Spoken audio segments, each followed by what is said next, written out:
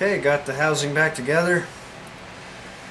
I'm going to put the oil pickup, I don't know what that is, a saucer or something it looks like.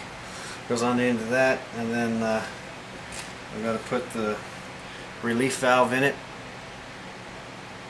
When my friend had pulled these machining plugs out to remove this was actually stuck.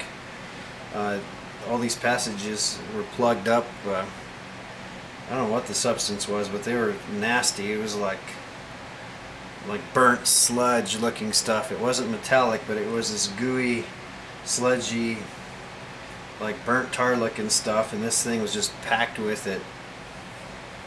So this thing definitely wasn't putting out oil like it should have been.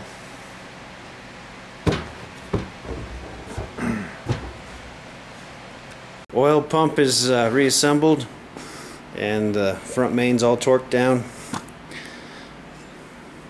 Check out this strange creature. This is a weird setup.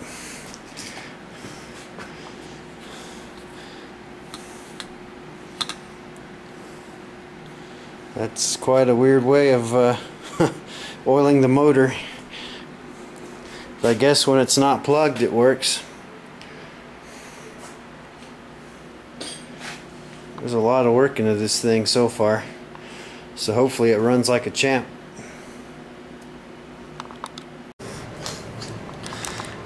I had to shim the play in the crank. The fore and aft play is controlled by thrust washers and shims right here. This thing's kicking my butt. Finally got it done today. They originally had 2 shims on it, and the book even calls for 2. No procedure how to do it, it's just in the parts book, but I ended up running 1 thrust washer and moving the shims around to the other side of the gear.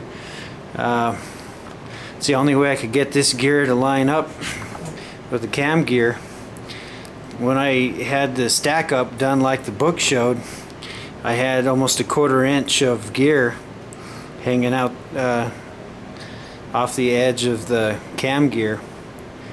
So hopefully this thing will be good.